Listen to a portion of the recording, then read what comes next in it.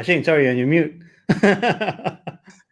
This already started well. Yeah. Great. Oh, Sorry. thanks, man. Sorry, guys. Yeah, hey, Millennials of the world. How's it going? It's your awesome hosts, Shane and Husney, spread throughout this wonderful globe of ours, bringing you the latest news about Milan. Atrocious league form, Milan. If the league actually started in January, we would be in 11th place, Milan. Um, But then again, we're also in the quarterfinals against Napoli, who are tearing it up, Milan. So anyway, we've a ton of stuff to cover because we've unfortunately myself and Husney, being the awesome, great adult slash dads slash working people that we had an awful lot going on. So there was a bit of a delay since our last pod. Very sorry, but yeah. Anyway, we're back now. So Husney, how you been, man? Been good. And yeah, once again, just to echo what you said, I apologize to everyone who's been tuning in on a regular basis that we didn't make it last week. So yeah, Shane, as you mentioned, that duties comes as top priority, and that pushes the channel to a very close second. I wouldn't put us down there, but yeah, sorry for the guys who were eager to tune in, but oh well, better late than never. So that's what we have here. So Shane, let's get right into it. And we've missed out on a number of games. The first one has to be on a positive note. It has to be the quarterfinals and where we're at and how we managed to pull it off against Spurs. So, what are your thoughts about where we are in the Champions League? And rightfully so, couldn't have been any worse. But yeah, 1-0, Hassan 0 took us all the way, clean sheet, and here we are looking at Napoli dead in the eyes for the whole of next month. Yeah, yeah, it's kind of like Milan versus Napoli month, right? Um, like it's impressive in a way, right? I think the way that it went down against Spurs because I didn't think it was actually possible that there was a team in Europe that are more broken than we are at this point. Um, right? Like I mean, it was atrocious. It like I yeah my fear about this, right, is that we are going in. So we haven't really been. The last test that we had in the Champions League of note was, you know, was probably Chelsea, right? And that didn't turn out so well. I'm kind of half hoping that some sort of something miraculous happens and half of the Napoli team come down with like maybe a flu or something like that, and that rules them out. Because I think judging by the way that we're going, this is probably the only way that we get through. Not that that would be a problem, because obviously if we get through against the sick Napoli squad, we're still in the semis, and if we play in Inter in the semis, I mean, I'd probably back us to beat Inter, as strange as it sounds. And then we're in the final, and then we get trashed 5 or 6 nil versus a team that can actually play football that isn't out of form. But still, at least we got to the final. Yeah, you're right. I mean, if we were to get to the final, that would really turn things around in terms of what our season looks like. Because in the middle of it, it definitely doesn't look good. Let's look at where we've, how far along that we've come since January. It feels like January again, to be honest, based on the current wave of results. The only shining light has been the Champions League and how we've played in it. Not too bad. I mean, when the two losses against Chelsea, and keep in mind that Chelsea, with the spending that they had, and at the time having Tuchel in, they were actually on track to be one of the contenders for the Champions League, as opposed to us just trying to survive the group stages and see how far we can go. So that's a big difference. And we got clowned out in the group stages. We didn't get clowned out, and you could argue that we were by far, keeping the score line aside, by far the better side against Spurs. So that is of course a positive, and credit to Pioli. That's probably the only time we say during this podcast is that credit to him. But then again, there were also some other standouts in that game. I have here on the screen is actually Malik Chow, who I think has become our stable and steady choice for the back three. So just keeping it up to that point in that game, Shane, how quickly has this kid actually developed? Considering he's been starting only this year, I would say. Yeah, last year we barely saw him, but we saw a glimpse of what he could do, but this year he's really somewhat cemented his place. If we talk about the 3-4-2-1 formation, well, what are your thoughts, and how well of a job did he do against Spurs? I mean, great, because I think if I understand properly, I think I might be going senile, but didn't he get a call up to the Germany squad?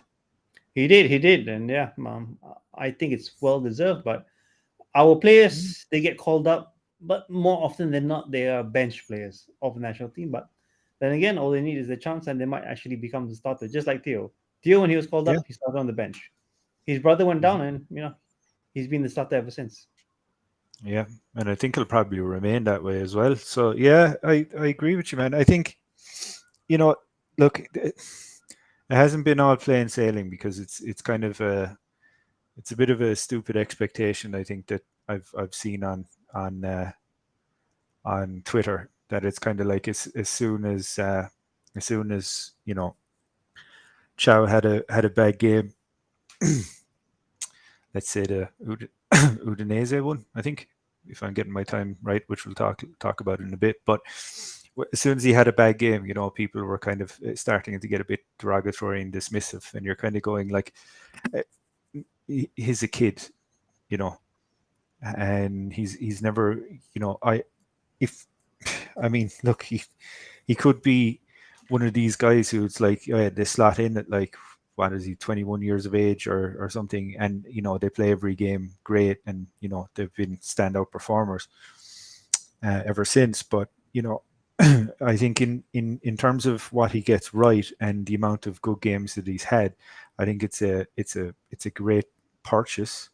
I think we're already completely underpaying for the player.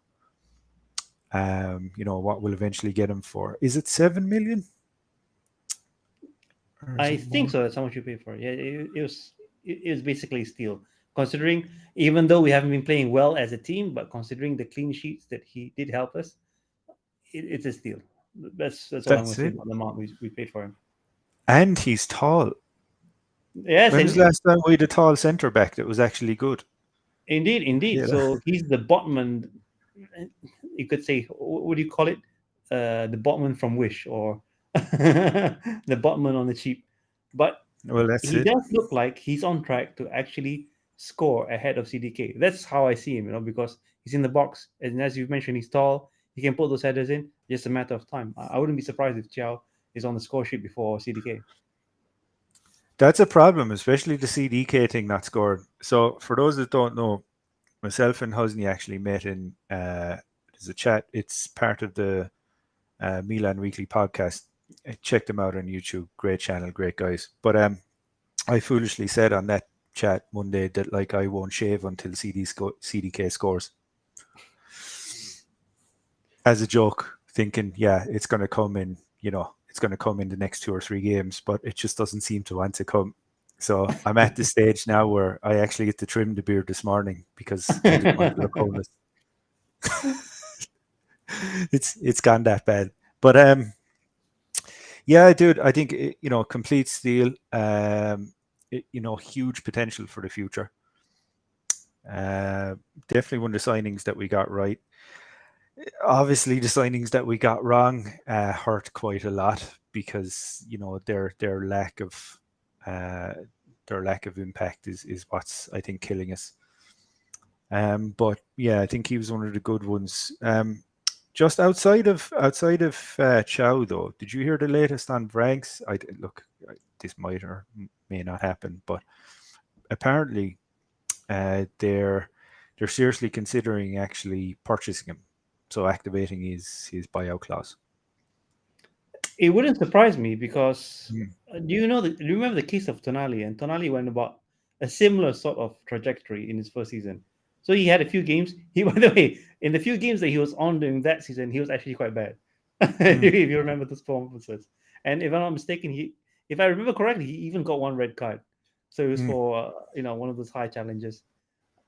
I would not be surprised. But then again, this club, the way that we do things, baffles me sometimes. We keep Yeah. people on. We don't want to play them. We see some glimpses, thinking, "Oh, this kid's not bad," but we never see him again. I don't know what is going on. I honestly don't know what's going on. So I think that there has to be a clear out though, man, at some point, because like I don't think enough people have talked about this, but I say as my phone actually just goes off. Oh man. Anyway, sorry about that. Note to Shane, mute the phone. Anyway, yeah. So I thought like a lot of people haven't talked about this, right? But this is, let's say, Redbird's first proper full transfer window in charge of the club, right? So instead of people talking about the purchases, I think we should be more than we should be talking about the sales. So you know, I do, Mr. Cardinale doesn't kind of strike me as the kind of person who's going to tolerate, you know, like substandard performances. So I mean, I wouldn't be surprised if we seen the likes of Origi, Rebic, Diaz. They're not going to renew, I don't think. There could potentially be a clear out here. We know that we're going to lose the two quote unquote backup keepers. So Tata is gone. Sportiello's in from Atalanta, which is very good. That's positive. Mirante, I think he has to go. I don't see us keeping Morante is Mirante. going as well.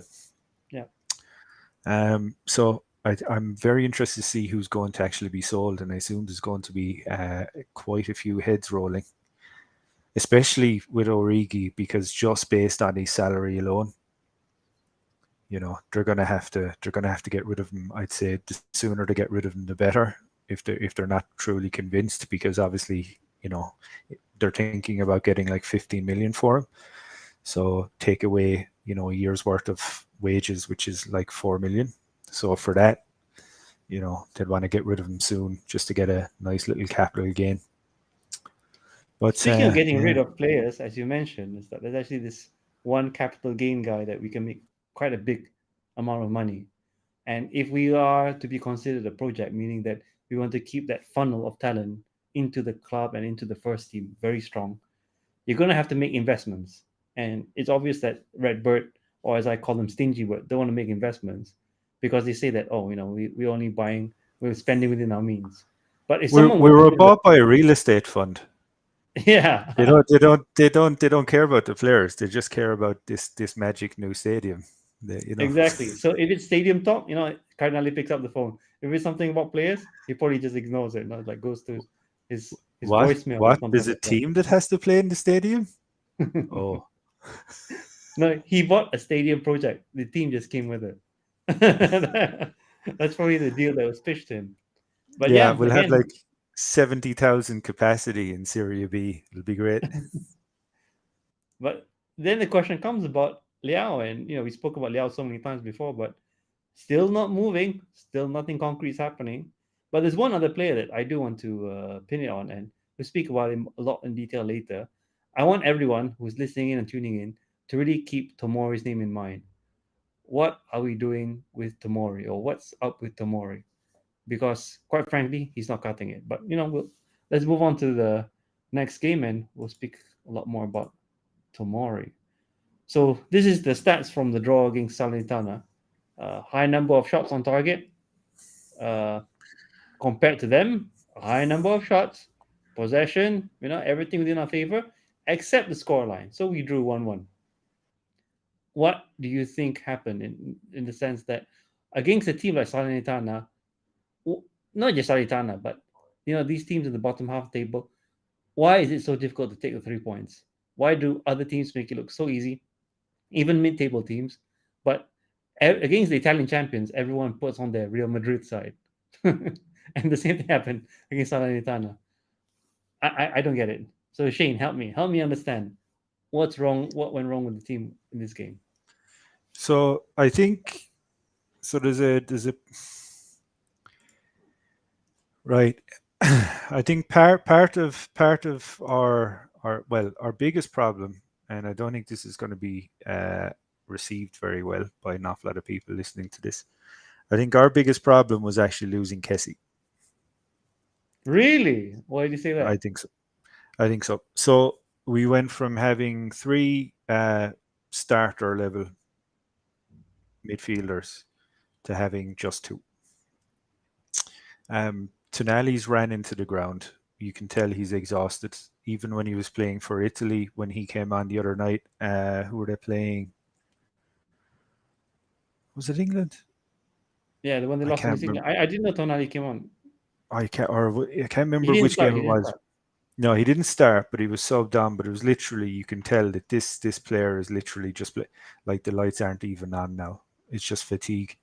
So we've been playing with essentially two quality central midfielders for every game, and now it's kind of starting to show.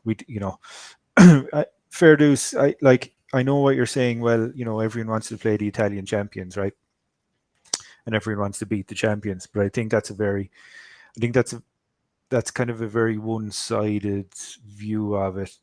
I think what's more than likely going on here is while we are the Italian champions, we're very like depth has been a problem, right? The signings that we got, haven't been a quality that we need, so they haven't added to it, and they're not starting. They'll never be starting level, and I'm even adding CDK in that because he may never reach starting level because I mean, he could be gone in the summer. It depends on how trigger happy Cardinale gets with sales. You just don't know. So he might be starting level somewhere in the Premier League for all we know, but it mightn't be with us. But yeah, I think we did miss Kessie a lot just because of the lack of depth and the engine that we don't have now in the centre of midfield because Benacer and Tonali are just completely wrecked. To be honest, you're going to laugh, Hosni, but like I do think Krunic actually deputizes quite well when he's in the middle of the park. I do. I actually do. I think he does quite well. The problem is while he is the greatest player in the world, no, while while he while he does have good characteristics, I think that there's a bit of a difference in quality, right, compared to Tonali when he's not being ran into the ground or Benacer, but he does his bit. But I really think just losing Kessie was a huge problem for us. That and like combined with the weird season that it's been with the World Cup, which I hope never happens again because it's been awful for domestic football having a World Cup in December. Um, so compared with that, where you had like let's say some of our established players going to that and then coming back fatigued, and then they're coming into a squad where there's no depth, so then they have to continue to play. It's just been a perfect storm, really. Um, and I'm not convinced that the performances that we're seeing now are actually this team. I think this team is far better than the performances that we're seeing, and that includes in the UCL. I'm not going to lie. So the while the first game against Spurs was good, we could have won 2 or 3-0. The second one, we didn't. We were playing against a team that didn't want to be there, and a team that had just they've kind of given up, and I think they've kind of given up more. They've given up on their manager more than we have, but I think that we have as well, which is very concerning. Um, So what like if you had to let's say try and come up with I don't want to say an excuse, but if you wanted to try and come up with a reason why this huge drop in form has happened, keeping in mind that this started just before the World Cup, like what would you attribute it to? Well, for me, and I know that people are going to slate me for this, but I think our tactics are becoming so stale now. We switched it up to a 3-4-2-1 from the 4-2-3-1. It gave us that initial burst whereby, okay, we changed something different. Everyone was settling in, and it helped to, you could say, uncover a lot of our players, some of our players' abilities. So, like Chow, I think he benefited from that. But on the other side, it affected others in a bad way. So, if you ask me, the one thing that really pinned it on, it has to be purely. If you want to do this formation change, and you knew, by the way, this dip in form, it didn't start only in January. It actually started back in December, by the way. But again, during the December that World Cup break. He was I still even playing around I with. think it was even November, man, because it was even before the World Cup. Because remember, wasn't there the Fiorentina game where we scraped through with a 2-1 victory due to like what was essentially an own goal? Yeah, yeah. So You it's know, those sort of performance that makes you think is that okay, you can tell when the team's not responding to what's been happening and we're not playing like what we did last season. I'm not going to put it to any one or two players that I have left, but it has to be the tactics saying that okay, just play the way that you're playing, and if you get found out, then figure out along the way. I think that's what's happening. So I'm kind of caught between are the players throwing purely under the bus, or is he just, even from his level, giving up on the team, saying, "Okay, you guys do whatever you want to do, and we'll see, we'll see how it turns out." But yeah, before we proceed further, big shout out to Paul KB, who who is tuned in. So yeah, thanks Paul. And yeah, hi Cronatius Paul. Junior Sorry, scored 2 goals, so we'll probably see it in the that's it. probably see him start the next game. That's But it, yeah, I mean, Paul. You're she. famous. Thanks so Yeah, much for joining us. This is great. I forgot actually. The thing is, so when you do a podcast on YouTube, there's actually people watching it sometimes. Sorry, dude. so we appreciate it, Paul. But for me, Thanks, man. purely out. I mean, clearly put, purely out. The only way this team's going to change is that we need a manager with fresh ideas, who's able to talk to some of these players and say that, okay, I'm going to put my trust in you. Because it's obvious he's not putting his trust in CDK. CDK is now a bench player. By the way, we spent 35 million on the bench player, if you guys want to know. So that's not working out.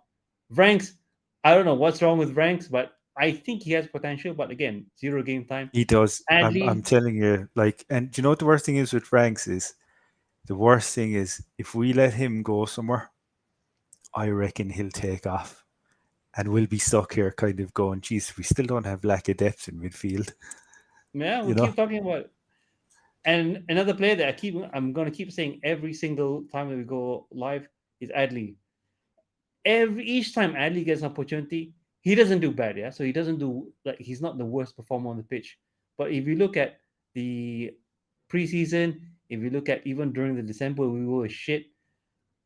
He puts in the shift. Adley is a player, guys. He's a player. He's not a spectator like some of the other guys that we have in the team. But then again, Pioli decides to give the minutes to Bakayoko, someone who we really don't want on the team. A Bakayoko that, and I'm going to go to the history books a little bit, disrespected Gattuso when we were 1 point away from that Champions League spot. So this is my rant. Pioli out. Nothing's going to change until we get a new manager.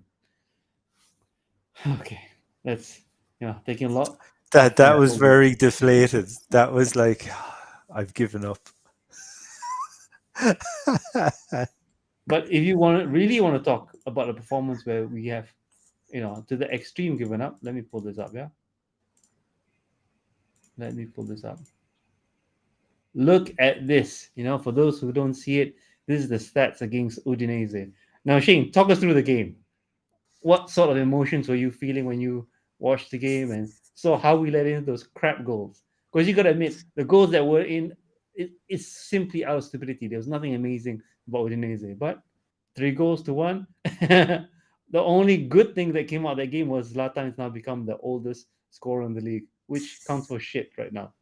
So, Yep. Shane, let us have it. Let us feel your anger. So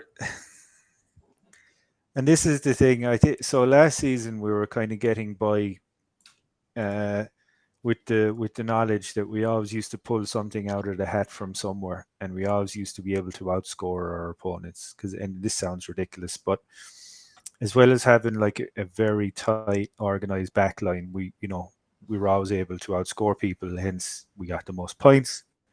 Thank you, Mr. Radu, over at Inter for giving us a title as well. But besides that, I think something strange is kind of happening in terms of I can't outside of what I've already said with Kessie and maybe him not having in and us not having someone that's a bit more defensive minded in sitting in front of the defense. I can't explain what's happened. to our defense, because like the only one that's come out of this, I mean, there's obviously, like we were talking about, Chow, who's come out of this with, hopefully, we have a good player coming up, but Tamori's completely regressed. Out of those Like three, James, sorry, just to cut you. Out of those eh, three, who is actually the worst performer considering the past 4 or 5 games? overall, Yeah, Tamori, I because agree. overall it's been this season, though. You could say, what about, since this dip of form, it's like I and the frustrating thing with Tamori is you really know that there's a great player there. It's not like he's someone that's, let's say technically unproven, say, like Ranks, maybe, right? Still unproven because obviously he hasn't played much, right? Um, still like he's got it in his locker, and it's just since this World Cup thing, I don't know. I don't know. It's like the Tomori of last season made all of the right decisions. He was very, like, even in an attacking phase, some of his passing to set up, forward momentum, like last season, was amazing, and he was consistently doing it. He was always finding the right pass. And I don't know, maybe just as I say that, maybe I've kind of further backed up my point, which is I think we might miss Kessie more than we like to admit, because Kessie would have been the link up player there. But let's Um, face it, Cassie, it's not down to one player. And I've seen Cassie, especially the first half of last mm, season. That was a terrible player, by the way. Against Liverpool, where he basically let Trent Alexander Arnold walk into our box and, do his magic. Cassie has mm, cost us points. So I understand what you're saying, but I don't fully agree with you thinking that Cassie would have mm. made a difference in those games. The whole team is just falling apart. So yeah, sorry, go ahead. But even, and like what was rare here was when we seen kind of even Moynihan, like Moynihan wasn't top of, he wasn't playing to the best of his abilities as well. Like, if if it comes to a situation where we, God forbid, finish outside of the top four this season, um, and Pioli gets his orders right, I like we have to look at Satil from Udinese. Like, we have to, He's a like, good pick, actually. I like his yeah, style of football. He's got a much, much, much worse team than us, and yet he's putting those guys on attack mode. this is So he it. knows what Like, he's I doing. mean, we And have he's to, got quite like, a few teams, by the way. Yeah, he scalped Inter before. I think he's had some big yeah, wins, and he's even given Napoli a run for their money. this is it, right? And the thing is the way that I look at it as well is, because we're not playing like Football Manager, or because we're not playing like FIFA 2023, and we can get, like, the best of everything, right? Because we can't afford, we can't afford a Klopp or a Tuchel, or, I don't know, all these established managers. We don't want Conte. Why would you want a 2 or 3 season manager? But if we can, I think we should do it the way that Milan always did, which is, go for someone who's, you know might be a bit well known in Italy, but not really outside of it, right? And see how we go. So yeah, Satil for me would be pick number one. Yeah, obviously, you know that they won't. Probably what'll happen is they'll choose to go with someone, like, probably they'll try and promote Abate, figure out that, oh, okay, so yeah, he's not great after like 6 games, and then we'll just end up with, like, I don't know, Gianpaolo again or something, you know, I don't know. That's a death sentence. But there's just to one player. I complete mean, the Serie B demotion for next year for Cardinale's 70,000 capacity plan. but there's one player that I do want to pick on in addition to Tomori, and because Messias, who isn't that great by the way, but he's injured, and who we've seen play is actually Salad. Salad, he is so done. He's like for me on the level of Rebic. Our backup for left wing. This right middle, I don't know what position Salad now is doing. Not good enough. So slow, careless, can't make the interception, not good at defending. Kalulu has more quality because Kalulu can make those runs and actually try to cross to Giroud. It's just that there's no one to make that connection. But That's it. Salah, I don't know But what he got. this is a good example, right? So you know, right? For the most part, I am not a I'm not a what you call it a fan of Calabria, right? I wonder who I'm is, but just okay. yeah, I'm not. But so let's say, and I know Kalulu is kind of he's more in the center. But let's say if we said right, Kalulu is a right back, right? Let's just say for the purposes of this, right, Kalulu is a right back, right? So even when he's played at right back, he's played well. He's played well. He's done really well. So Kalulu is our starting right back, right? Let's just say it for this, right? Then we have Salad, right, who is in the right back. You have Calabria, who's probably about 3 years out of date. You have Florenzi, who, coming off a very bad injury, uh, may not have the legs anymore. So when you talk about like a drop in quality, right, and that's assuming that Kalulu was our starting right back. A lot of people will say, and probably rightfully so, that well, no, he's more like a center, right, a center back. But when you look at the drop though that we have, and when you look at the likes of Napoli, right, I mean, they can take off. Oh God, they can put on Simeone for what was that striker that they have? Not Osimhen. not not Osimhen, but the other guy, the Italian guy. Even Oh, for Osimhen, from Sassuolo. What's his name? I can't think. Yeah, I But know what you're talking about. you know what I mean. Like But they there's haven't really had quality to and use him. I depth. mean, this is why we can't remember. We didn't really have to reuse him.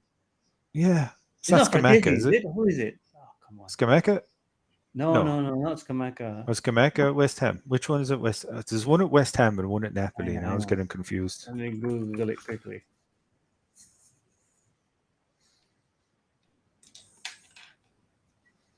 It's loading. It's not Di Lorenzo. Raspadori. Raspadori. What did I Yeah, say? Di Lorenzo. Okay, yeah, Raspadori, the yeah. guy who we couldn't remember. That's how good he is. But yeah, like so when Napoli can tend to sub players, while obviously there's a difference between a starter and a backup, there's not a huge drop off, right? But when we do it, it's like Jesus Christ, it's like we're seriously dropping here, like. So I don't know. I look if we get rid of Leao, right, in the summer because he won't sign, right? My thing is we might as well get rid of Tamori as well. Yeah, that will fetch quite a good sum because he's English. Be- He's not yeah, that bad. And yeah, he's we not still that have bad. many years on his contract. It's potential there, but why I'm saying we might as well get rid of Tamori as well is because we're going to have to kind of rebuild from scratch for a good piece of this now that Leao is gone. So you might as well do it with some funds. And if it means, God help us, but another season or two of playing with, young 20-year-olds that could potentially come good, imagine how many, potentially good young 20-year-olds that you could get, for under, let's say, 30 million. If you have maybe 150 million from Mhm. those two players alone. So I think this is probably the way to go. It very annoying though, right? But what's annoying about it is especially is we're going so far in the Champions League, so we're bringing money in. So I dare say this season we're going to be cash flow positive for the first time in maybe forever, right? So we're going to be cash flow positive, and yes, I know Leao has dropped off and he's dropped off form, but when he does play, you can really see that this kid could be Ballon d'Or level, you know. Um, and it's just seeing him go be very much a kick, and then I think we have to kind of ask serious questions of ourselves then because that kind of puts us right up there with the likes of, what Arsenal are, right? So don't let them lead in the Premier League fool anyone. They're very much a selling club. So yeah, it's not fun times ahead. And the thing is the worst thing I think what's going to be like, because I said this quite a while ago, that sometimes new ownership comes into a club, and then they then they dangle this carrot and stick in front of fans, going, "Oh, we need to be, cash flow positive, and look how great we're doing in our accounts and stuff like that." To try and placate fans. And yes, while that is important that the project is actually sustainable, read not Inter or not Juventus. While it's important that the project is sustainable, the it it can't be at the price of any potential sporting success. Which, if we see the likes of Leao go, that's essentially what's happening. Yeah, And but exceptions can be made, you know. we gotta admit that Leo, as good as he can be and how electric as we've seen him last season, he's still just one player. I mean, the fact that we did find Leo and we did develop him to the level that he's at now, it doesn't mean that we can't do it again. Only that we need to have the same approach. But what then gets me, and we everyone speaks about project. When players come, they will say, "Oh, I'm always I was attracted to Milan's project." But what is our project? What does that actually mean now? Before, everyone knew is that we're going for unknown players, young players that have good potential, just don't have enough playing time. But look at what's happened recently, yeah, in the past season. Florenzi, who's definitely not a young guy, and I Messi, hasn't showed yes. much, but better than than Calabria, unfortunately. Messias, we kept Zlatan on. Bakayoko, we can't seem to find a way on how to get this guy, just to leave. Whereas I think other clubs, especially in Premier League, would have found a loophole to exploit to just essentially kick him out of the club. We got Mirante, who we're paying his salary, but just to prop up the number of Italians that we have on our team. I honestly don't know what we're doing. Even the case of Kier, and I know what happened to Kier was unfortunate, but you renewed him. He's back from a long term injury, but it seems that he's But now he been was, forgotten. and he had Harry Kane in his pocket. Let's Yeah, not so forget, he, and he hasn't played since, really. yeah, and so he's not a bad player. He's not at the same level, but come on, if you want any player to really develop or improve, you have to be giving them opportunities. But instead, we keep seeing Krunic there, we keep seeing Diaz there. Say Krunic like it's a negative thing, Hosni. I don't It understand. is because, and let me go on a bit of rant here. Yeah? And everyone likes to say that, oh, Krunic is an intelligent player, and he's able to make the difference. But when we lose games and Krunic is there, Ballon d'Or they winner. start pinning the blame on every other player except for Krunic. So I don't know what is his use in the team. It's like essentially he's slipping under the radar, and fans keep making excuses for him. That's not going to be me. I'm sorry, that's not going to be me. Krunic is an absolute joke. I It'll think be we get me. rid of the guy. It'll be me. No, you shouldn't. You can't sell Ballon d'Or level players, Hosni. You can't. But I want to ask you, Shane, Mm. Zlatan, what is going on with Zlatan? Everyone was saying it, and I can still believe to a certain extent that when he speaks, people listen. But he's not. People are not following him by example anymore. That phase is gone. So keeping him in the roster, giving him all the medical treatment, and he's now with the Swedish national team. God forbid he gets injured, because then he's coming back and you're just essentially paying his medical bills and his salary. What is the plan? What do you think should happen with Zlatan? Because there is no clear answer. It seems that we are so kind, so generous as a club. Everyone's taking us for a ride, including Leo right now. So if we take Zlatan as an example, what do you think should happen? So while I think he deserves some bit of credit because he did kind of come out and say, look, the easiest thing would have been to retire after the Scudetto win, right? And he's right. You know, he didn't take the easy way out, like being Zlatan. He rarely does. He's a warrior, right? But the thing is at some points, I agree with what you said about it's kind of, we have to step out of being the charity case club, right?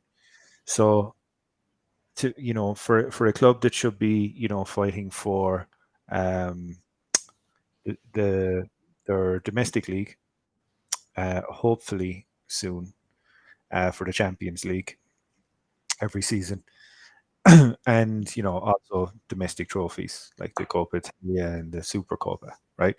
For us to be challenging on those fronts, is you can't really there can't be a situation where you have a very old mascot on the team.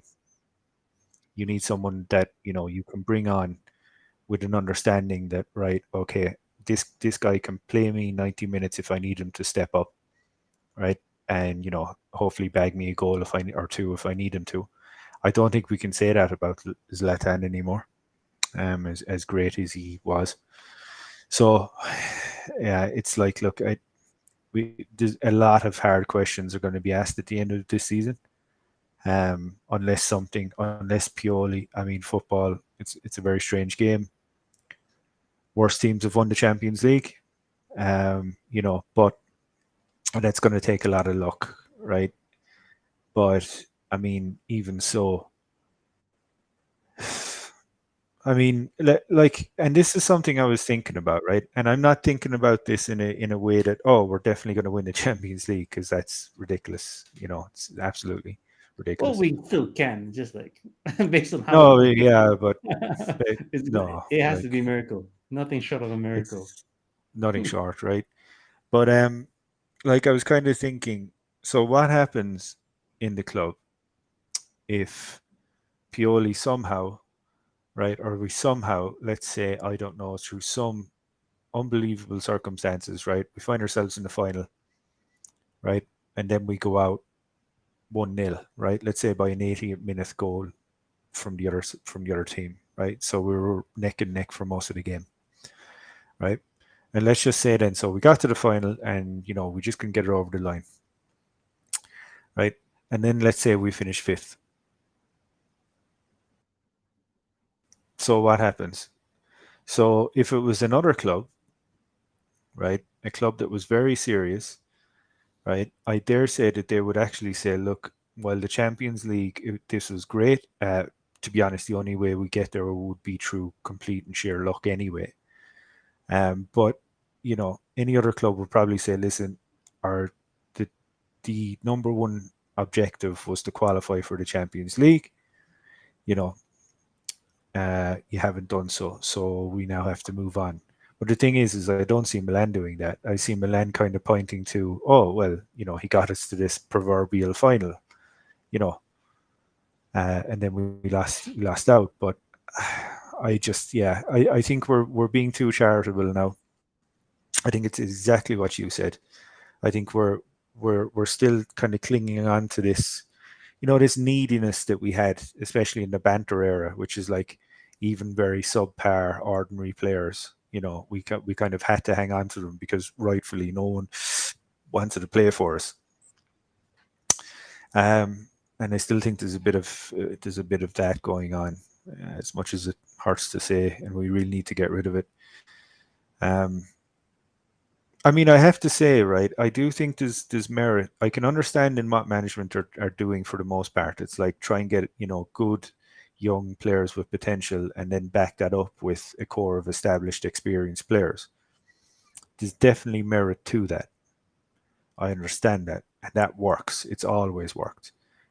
You know, even the great Milan squads had a mix of, experience and a mix of good young players. But I just yeah, we have to get away from this kind of like this neediness that we have, that we're just tolerating too many bad players. um Rebic has to go. Origi has to go at this point, unless something crazy happens between now and the season and he goes and scores a goal in every game. No, but those players, and you mentioned, Rebic has to go, Origi has to go, Salah has to Mm. go, Messias has to go, Florence has to go. I would even throw Calabria has to go as well. Yep. If you start to count the names really, and if you want to be on that, challenging for those trophies, that standard, we're looking at another rebuild. We And are, we that are, we off, are. But the thing Pioli, I think, is has to go as well. Because if not, no matter who you bring in, he's still going to rely on the same guys.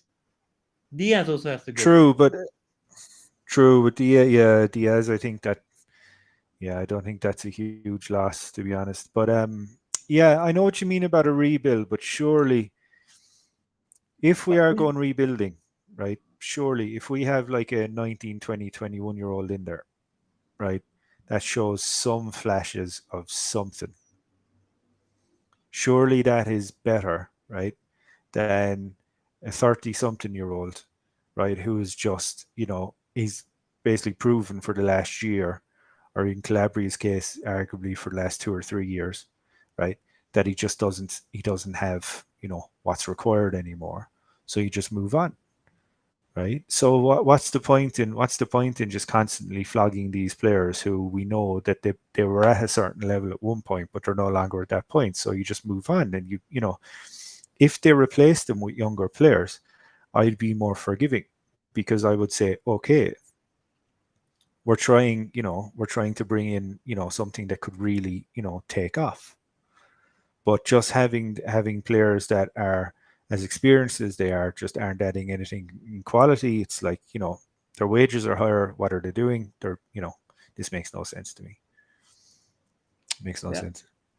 now that you've mentioned about the younger players, I want to move on to our next little segment, which has to do with our youth league, which is actually the bright spot if you consider the entire club. Out of all the teams, our youth league are the one that's in the Champions League. I would say really killing it. So they're on the same level as us. They're on to the next round. I think must be the semi-finals. But the way that we won the Semis, yeah. quarterfinals, yeah, that we Mm. won the quarterfinals against some of the best academies in the world. I mean, credit has to be given to Abate. Keeping in mind, of course, that this is a knockout, and in the league we're not doing too hot, but I was finals, about to say, before we start singing about his praises, let yeah, us remember that, like, he's not doing much in the league. But yeah, indeed. like, and there's a couple of good standout players that we need to keep an eye on there as well. So the one I I have mean, here on the screen is Chaka Traore, who plays as right wing, and he can do the left wing as well. mhm. There's Then we've also got Letu, who to me looks very like, he looks like someone who could, become a serious player in the future. sure, but I think he still needs time in the Primavera. But it's Oh this yeah, kid big time, big time.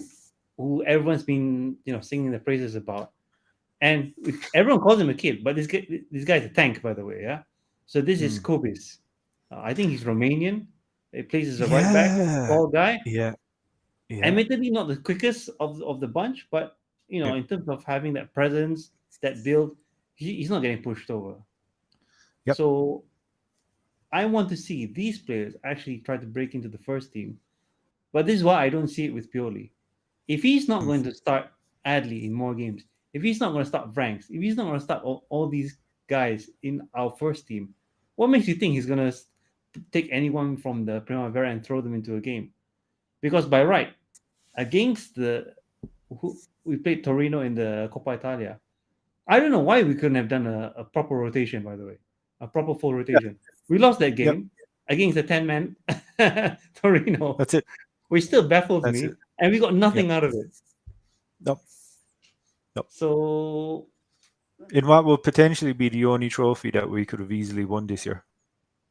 at least got to a level whereby we could say that we gave it a good run because we got cream in the first game. Well, not I mean cream is exaggerating it, but come on, we shouldn't lose in the first round.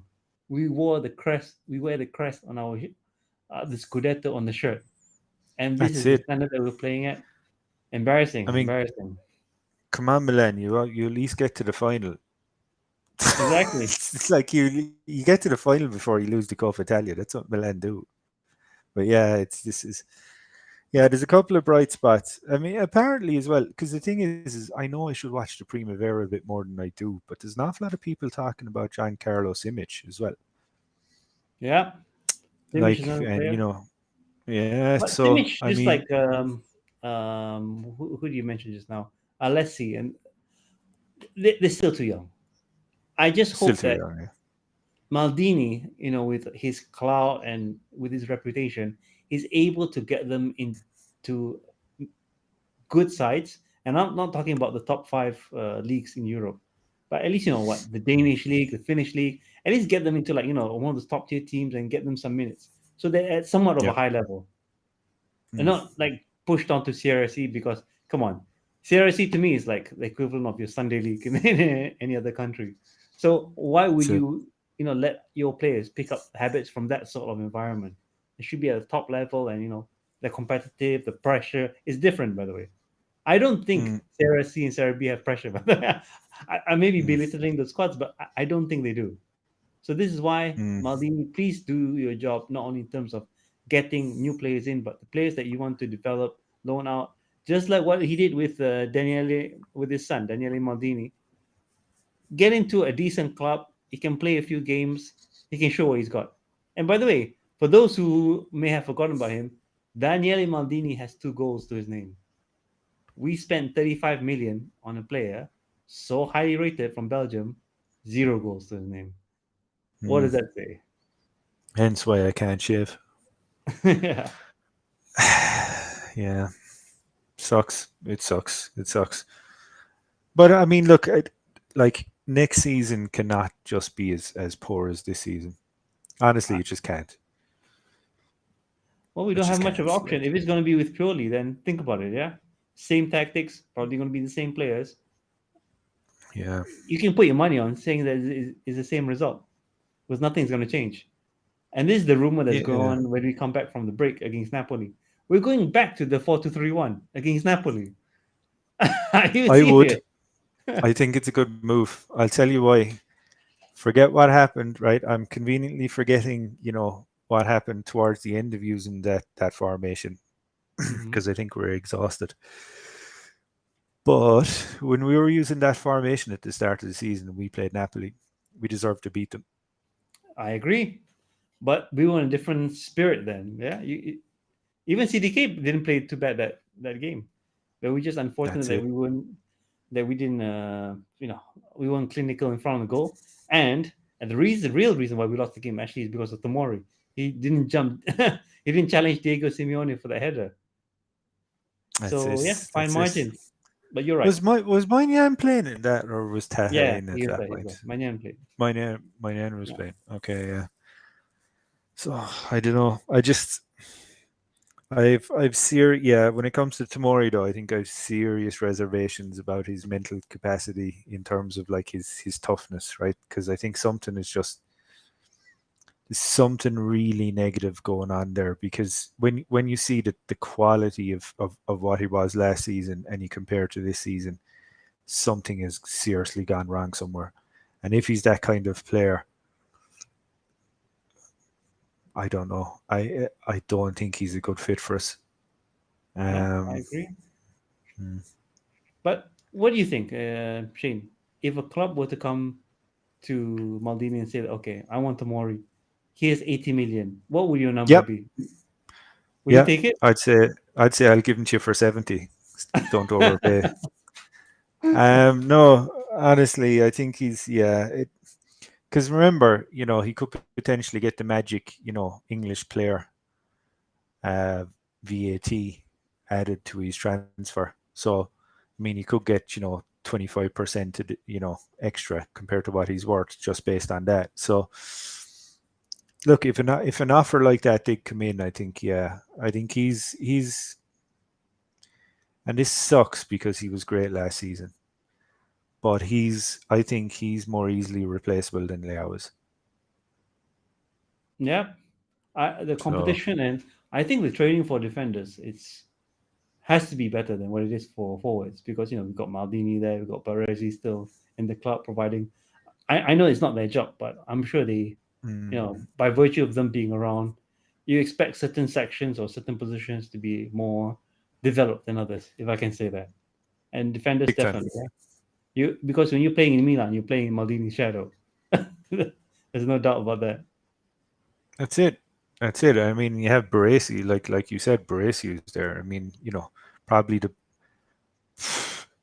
probably the best defender of all time, in my opinion. And if anyone says anyone else, they're wrong. But yeah, like I don't Yeah, you know. got I like just Nesta coming once in a while to visit the club Milanello where the guys are training.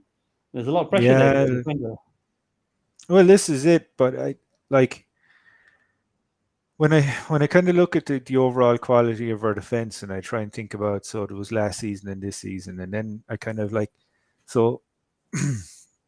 What's been extra impressive for me is, and this is why I think he's been an unsung hero, and this is for a very young player. Kalulu hasn't dropped, um, you know, in terms of intensity for the most part. So for a young player like that, when he sees that the guy that's playing beside him has, dropped off the pace, there could be a thing where it'd be like, oh, so if he's dropping off, maybe, you know, I can drop off. But he really hasn't. He's been very professional and he's been great. So yeah, as bad as Tamori is, I think people should start giving Kalulu a lot of kudos because he's just been completely the opposite. He's just kind of stayed very consistent. Which is he still 20 or is he 21 now? No, Kalulu I think he's 22. He's 22. barely. He's in the France under 22, I think. Yeah, so he's not that Yeah, young anymore. Yeah, but yeah, one but thing that I want to add for Tomori's case and what I think he lacks is that in the back line, because he's the oldest out of those three, I don't see him being the leader. So if it's Kier, Kier is the one who actually marshals the defense and says that, okay, yep. you go get that guy. I'm going to stay here. I'm going to be the brains. I'm going to try to cut them off and something like that. Tomori, if you see his mistakes, I'm very sorry, Tomori, if you're watching this. It's a disaster. The same foul, and you could argue that it's a bit harsh against, was it Mason Mount in the Champions League? Again, Mm. from the back, contact, player goes down in the box, they get a penalty. Happened again. It happened again. This is it. Like, and this is it. And the thing is if he was a stupid player, right? And he's definitely not. He's definitely not. He's an intelligent player. He's a smart player. But it's like these rush of bloods to the head have just kind of started this season, and it's kind of coincided with him not being selected for England. Mm. And you're kind of going like, I'm hoping that he gets a serious talking to if we do keep him in the summer. That he just gets a serious talking to and said, look, first priority is the club. Whatever happens at the international level, that happens, right? But I mean, Jesus Christ, if you're a professional footballer, right, and you're taking it to heart because someone is picking Harry Maguire over you, right? I just automatically assume that the idiot that's picking Harry Maguire has gone senile or is blind, right? So I wouldn't be too concerned. I just kind of go, well, this person's evidently wrong, right? So then you No, but just move and you wait you, for you your. got you got to be fair here, yeah. So Maguire in the national team, he's not as bad as he is in Manchester United. No, no, he's a very poor player. He's Yeah, but very poor. Like he's not he's that bad. But the things that Tomori has done in the club recently sometimes makes me think that Southgate has a point. Why would you take a chance on a guy who makes these sort of mistakes? That's a fair point. But I'll still never back anyone picking Harry Maguire for anything unless Yeah. unless So Harry it's Maguire like is not a great player. I mean, he's only captain of yeah. Manchester United because he's English. Everyone admits that. But Although I you know might how pick bad him. he is. For Yeah. Tomori, the risk is you don't know how bad he can be. If you know what This I is mean. true, but yeah, and I think maybe when I think about it, I think maybe, the concern that I would have if we did sell Tamori is right, maybe am I shooting from the hip a bit because what could potentially be happening is for the amazing stellar season that he had last season, he's still very young. Yeah, And indeed. maybe we're just having this situation where it's like he's just making the mistakes the mistakes that he's going to make because he's still very young, and we just have to live with this, hope he learns from it, and then hopefully next season we'll get a better player out of it, because that could potentially be happening. But the concern I would have is like if we go into next season and the same thing is still happening, we're no longer talking about 50 million for Tomori. We're probably talking about 20. Yeah, it's unfortunate, but it's true.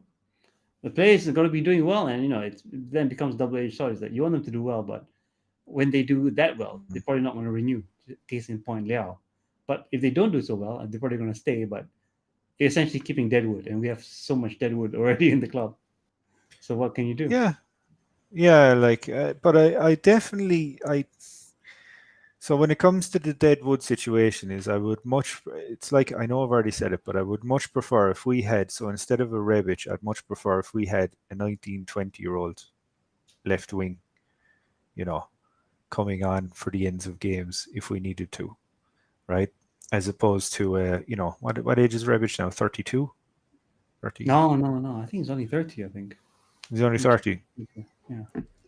So because at least if you have like a young, potentially exciting player, right? 29. 29, Yeah. and he's like, and I thought he was about 34 because No, I but just he'll be thought, 30 right, this year. Yeah. yeah, because I just thought, right, this guy has no legs anymore. There's something going on. But yeah, I'd much prefer it for my sanity. I would much prefer to see a 19, 20-year-old, 21-year-old make stupid mistakes that I would hope he would learn from and get better, as opposed to a player who's just not putting in his shift. And that's what we have now with an awful lot of our players. So True, but it's in easily like easily certain fixable. Like, positions, they're under greater scrutiny than others. So if we don't score, or if our main three guys up front don't score, then you can probably say that, oh, maybe a defender gets it in by a header, or midfielder, volleys from outside the box and it goes in. But mm, when we concede a goal, everyone's just looking at the defense. So the amount of pressure is different. true. Um, there is a bit to that. Um, I just, you see, I think as leaky as the defense has been, right, and this is why I'm as much as I would enjoy it if Pioli does prove everyone wrong, including myself, and I think including you as well, Hosni, right? Because we've both been very critical, right? I think it's fair to say, right? Yeah. We've both been critical, but I don't see it happening because I think our so whereas last year, or we got a goal out of somewhere Hmm. all the time when we needed to. We always got a goal out of somewhere. This year, right? Our defense is awful, right? Awful. Which when you have, right, probably one of the top three goalkeepers in the world, right? And I know it's fair to say, look, he's only back for the last few games, but I think we kind of we have to start asking questions here of everyone, because Leao hasn't done anything the last couple of games. Giroud has been very quiet. Um, Origi possibly showing that he's not up to the pace. Please prove me wrong, because I would enjoy it if you did Origi. I really would. Um, be good, but I just, yeah, man. There's so much, like, everywhere is broken. There's not one place on that field. Even Teo, right? For the greatness that he has in him, it's like it's kind of like we said it a few podcasts ago, and I still can't get away from it. I think this Poxy UCL result that we got against a team that is actually more wrecked than us, right, has kind of gotten a lot of people to basically forget about what's actually happening. And what's happening is we have a team that's basically given up on the manager. And I still think that's the case. So, I mean, do we, like, we're obviously going to wait till the end of the season. I would hope that we don't have to make a decision where it's like, right, this is awful. We're now playing in the Europa League next year. Because do you know what? I'm not joking here, Hosni, right? If we finish fifth, I would rather us finish eighth or ninth. To rebuild, you mean? Because honestly, right? Because honestly, the Europa League is a waste of time. The Conference League is worse, Yeah, but right? in terms of the revenues, I mean, there's still a certain brand to it saying that you are still in Europe. You're not Where though. in Europe you are? You're That's not though. another question. You're not. You're not. Like, but because the way I look at it is, it's like, look, for most people, right, depends on how heavily they watch football, right? But I always use this test, right? When people try, and and it look, it could eventually be us, right? But like, I kind of did it with Man United fans for the last couple of years, because they were kind of struggling and they were, in the Europa. And I was kind of saying like, oh yeah, Europa, and they were like, yeah, Europa is it's an important competition. I was like, right, who ran it? Who ran it 3 years? Who won it 3 years ago? Couldn't tell you. And then I'd say, right, who won the Champions League 3 years ago? They could tell you. Yeah, well, that's true. I mean, in That's terms you know, of the glamour of this the competition, it's always been the Champions League. this is it. And I think, like, honestly, I'd prefer us just to be out of Europe altogether if we didn't get into the Champions League, because this hassle of having to play on a Thursday night, um, and then you're playing, you're trying to fit in the well, it can be on a Wednesday now as well, but the Wednesday Thursdays, and then you're trying to fit that into the league season with a team that's basically already broken and with a huge lack of depth. Jeez, I don't know. I'd prefer to be out of it, man. Honestly, I think the UCL is our home. Anything less than that is just, it's, yeah, forget it. Revenue or not, sorry. Yeah, All right. Well, I think it's been a good summary to, or good conclusion to, where we are heading towards in the next. We're currently on international break, so when we do come back, I think in about 1.5 weeks' time, that'd be a good runner up into how we're going to finish towards the end of the season. But yeah, Shane, thanks for coming on, and yeah, having this very late uh, podcast after a hiatus of 2 weeks. So yeah, that's good it. to catch up once again. And for those who are tuning in, yeah, please follow us on Twitter, Apple Podcasts, Instagram, and Spotify. I'm Leonistas 360. Any parting words, Shane? Anything else you want to end on? Yeah, yeah. Just, I mean, kudos to our warrior, our beast in the midfield there that scored 2 goals for Bosnia Herzegovina. He's What? going to start the next game. This is what we're Hey, doing. that's it. 3-1. Well, to be honest, right? Yeah, to be honest, I mean, the way that Tonali's playing, and I don't, I'm not saying this. I'm not. This is why I'm not using the same. So why I'm being less critical about Tonali compared to Tomori, right? Even though they both played a similar amount of games, is that I think so. Tomori is not playing at the international level, right?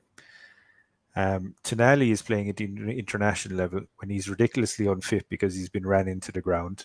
He's as ineffectual now at international level as he is at playing for his club, and that should tell you something because he's a far better player than that. Tomori doesn't have the luxury of saying that he's tired from international duty, and that's not a slight. That's just the way it is. So yeah, I don't know, man. I prefer to see Krunic in there, to be honest, because what Krunic doesn't give you, besides a Ballon d'Or medal in 3 years, but besides that, what he doesn't give you is, he doesn't give you anything flashy, but he gives you some sort of like stability, right? But even Tomori can't, or Tonali can't offer that right now because he's just been ran into the ground, so he needs a rest. And I say Yeah, this well, in a month where we're going to play Napoli 3 times, but 3 times, and then yeah, on to the semi-final against Inter. Who is it? Benfica. Inter Benfica. So I mean, look, I would not. While I know the odds are against us, right? It would not surprise me if we beat Napoli. It would not surprise me if we beat Inter.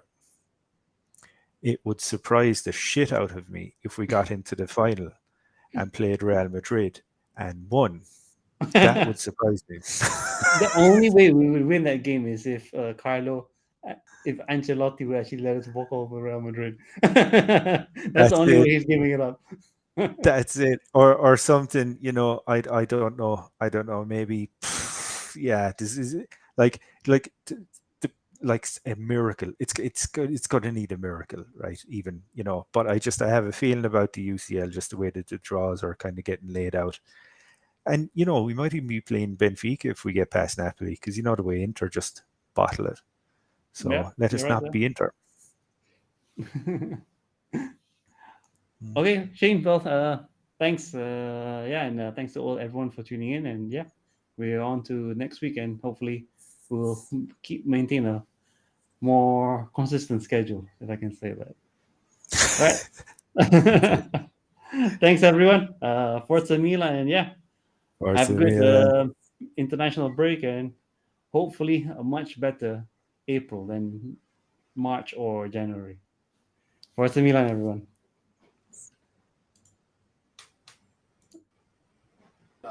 Italia!